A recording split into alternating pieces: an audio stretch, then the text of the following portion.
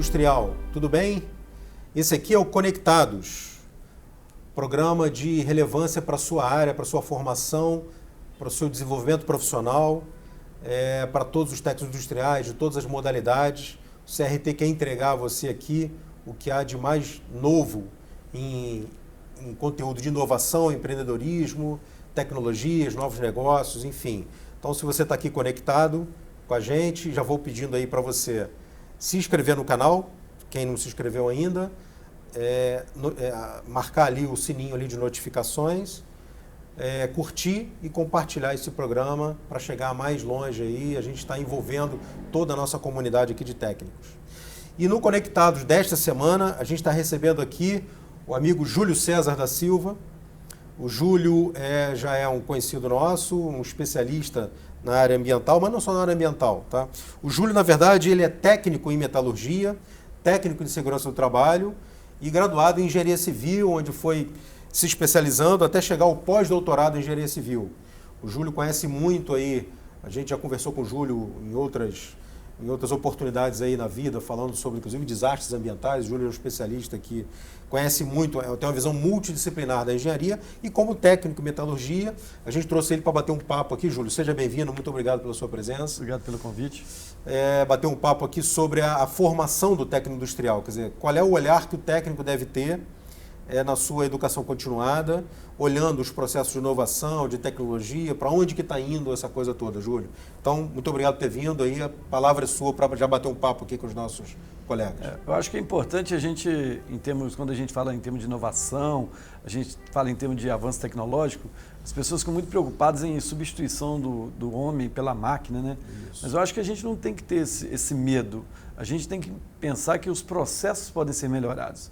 E o técnico ele tem que estar à frente disso a partir do momento que ele começar a ver que ele precisa entender um pouco mais de automação industrial, ele precisa entender um pouco mais de robótica, ele precisa entender um pouco mais de internet das coisas, ele precisa entender um pouco mais de gestão da tecnologia da indústria 4.0. Ou seja, não existe mais só extinção de carreira, na verdade existe transformação de carreiras. Sim, é isso? É porque o técnico ele fica muito nesse contexto de ser o mão na massa, executor. Isso. Mas ele também, apesar de muitas vezes ele não fazer a gestão propriamente dito, mas ele tem que entender dos processos de gestão, de inovação. Porque a partir do momento ele sabe onde que ele vai se inserir melhor nesse mercado e o que ele precisa procurar em termos de avanço, em termos de estudo. Eu costumo dizer muito para meus alunos, né, que são os futuros engenheiros aí, que assim, é um engano muito grande quando o cara acha que ele faz um curso, ele se forma e ele não precisa mais estudar. É muito o contrário disso. Porque depois que você se forma, você sente a necessidade cada vez mais de se aperfeiçoar para você se manter vivo no mercado de trabalho. Então é fundamental que o técnico também faça isso, que ele esteja bem antenado em relação aos avanços tecnológicos e que ele se preocupe muito com a sua formação. Então ele faça gestão da sua carreira. Ou seja, na verdade tem mudanças técnicas naquilo que ele já teve um aprendizado, né, no curso técnico. Isso. Ou seja, tem mudanças novas técnicas, né? Até na base de formação, vou dizer, um material que ele já conheça, ou que venha um novo material, mas também ele tem que compreender que o mundo, né, o mundo da tecnologia caminha para embarcar a tecnologia no processo deles. A indústria 4.0 é exatamente essa junção entre a tecnologia, né, a inteligência artificial embarcada em atividades pesadas que ele já conhecia. Quando se faz essa questão da automação, eles têm que pensar o seguinte: a automação ela melhora muito a questão da segurança do próprio funcionário. Perfeito. A partir do momento que algumas operações, muito assim, em termos de segurança do trabalho, porque eu sou técnico de segurança também, eram operações que seriam assim, com um grau de risco muito elevado para o trabalhador fazer, eu passo a fazer isso através de máquina. Então ele também tem que entender um pouco de realidade virtual, realidade aumentada, que esses procedimentos eles estão embutidos na indústria 4.0. Está vindo tudo junto. Então, a partir do momento que ele se envolver um pouco mais com isso, não é que ele vai ser um cara que vai saber fazer todas as operações. Não, ele tem que saber que tudo isso existe, aonde cada uma dessas coisas são aplicadas nesse processo, na cadeia produtiva que ele vai estar envolvido, e o que ele precisa especializar. E ele tem que escolher qual o caminho que ele vai seguir. E a partir do momento que ele escolhe o caminho que ele vai seguir, ele vai se especializar um pouco mais naquilo.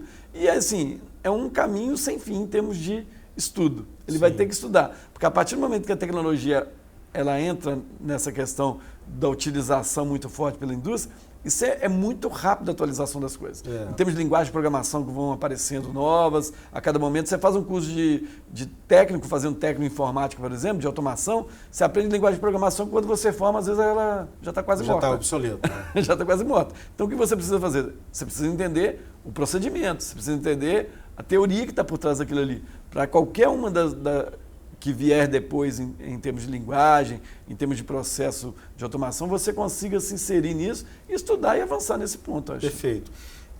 Você é um especialista na área ambiental também, você conhece muito aí, né, como eu falei antes, você entrou no debate sobre o desastre aí de Brumadinho, enfim, que aconteceu. Tem uma cadeia técnica, né, de atividade técnica ali muito na questão de na instrumentação de processos, né, para você obter dados para poder monitorar. E esse próprio monitoramento, essa própria instrumentação, ele passa por processo tecnológico. Porque antigamente, no início, lá nos primórdios, se fazia monitoramento através do quê? O cara tem que ir no campo fazer leituras diárias. Ainda existe esse tipo de coisa em alguns tipos de equipamentos. Mas existem vários equipamentos que você trabalha de tal forma que são automáticas de dados. Você coloca o equipamento lá no campo de uma barragem, que ele monitora, por exemplo, em termos de movimento de barragem, em termos de pluviometria, em termos de variação do nível, por exemplo, freático, variação do nível de água, por exemplo, dentro do reservatório, e te dá isso no computador através de uma planilha que você monitora aquilo ali. Você sabe, assim, em tempo real, o que está acontecendo lá. Então, isso mostra uma melhoria do processo de monitoramento, a partir do momento que você introduz essa questão da automação no processo. Agora, Júlio, mas existem regras linimétricas, por exemplo, que o cara coloca lá na beira do rio e ele precisa de alguém lá de vez em quando ler, por exemplo, a altura. Isso ainda funciona? Claro que funciona. Claro. Só que num procedimento um pouco mais geral de comportamento do nível d'água. Mas se eu quero monitorar aquilo ali num grau de risco maior, quanto mais elevado o grau de risco, mais rápido eu tenho que ter uma resposta. Perfeito. Então, eu preciso automatizar isso. Então, aquele técnico que trabalhava monitorando muitas vezes, indo lá no campo fazer leitura, ele não vai estar mais fazendo leitura. Ele vai estar fazendo leitura hoje, sentado lá numa sala de computação, onde ele analisa muito mais dados que ele analisava antes. Perfeito. Porque aí ele faz leitura de 1 hora, ou leituras diárias, agora ele passa a fazer leituras de segundos. Perfeito. E ele tem um comportamento muito mais completo daquele sistema, que ele vai poder agora gastar o tempo, entre aspas, ou aproveitar o tempo dele, não em fazendo o monitoramento de campo lá, se deslocando, mas sim analisando os dados. E aí vem uma outra coisa importante que tem, que é um negócio chamado Big Data. Big Data é fundamental porque Big Data ele trata de você ter grandes armazenamentos de dados e poder fazer estatísticas de uma massa muito grande de dados. Então, cada vez mais, o nosso técnico precisa entender disso. Aquele técnico que faz monitoramento, por exemplo, de dados de chuva, dados de barragem, ele vai ter uma quantidade de dados agora muito grande, ele precisa saber tratar aqueles dados. Júlio, a gente está vendo, então, o que você está falando, quer dizer, tem referência direta com a questão da indústria 4.0, né? Que é você ter processos automatizados, né, ali dentro da indústria, comunicação entre máquinas, equipamentos, leitura de dados, interpretação, inteligência artificial, Big Data. Como é que você está vendo ainda a educação? O Senai tem experiências importantes nessa área e tal, né? No estado do Rio já tem escolas importantes, mas como é que você está vendo? A gente está muito defasado em relação ainda ao mundo desenvolvido? Ou você já tem percebido iniciativas na indústria importantes, né, de indústria 4.0, seja na formação, seja na operação mesmo? Vou dizer, o meu sentimento até em termos técnicos, mas também em termos universitários é o mesmo.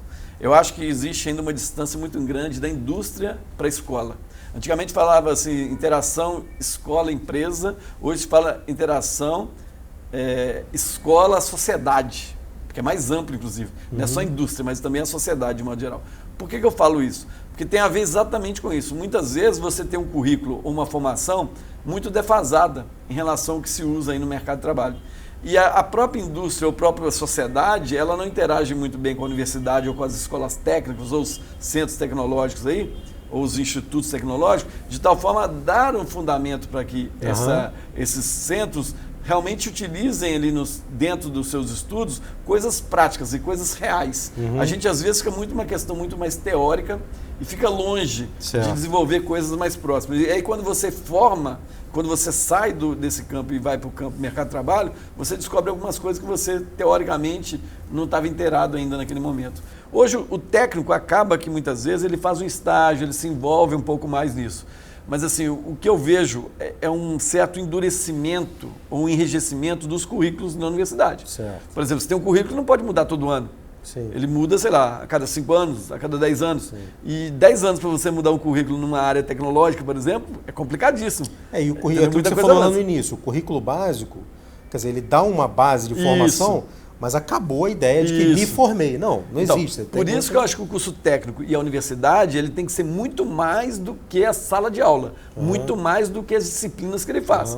Por isso na universidade a gente tem ensino, pesquisa e extensão, e no curso técnico a gente tem, não tão pesquisa, mas a gente tem a extensão junto com o curso técnico. Por quê? Nesse processo de extensão e pesquisa, ele consegue sair desse currículo básico e avançar em termos tecnológicos. Que ele pode começar a fazer coisas que ele não vê no currículo básico, e esse currículo não precisa rodar muito, esse currículo não precisa mudar muito, a partir do momento que ele possa, desde a época lá da formação técnica dele, poder fazer cursos que a gente chama de cursos livres, ou cursos de extensão, de tal forma que ele pode aprender uma linguagem de programação nova, que está aparecendo, ele pode aprender, por exemplo, um sistema de instrumentação ou de monitoramento diferente daquele que não tinha um ano atrás e passou até agora, e quando ele se formar ele vai precisar usar aquele Então, ele também, de novo, ele tem que fazer a gestão da sua formação.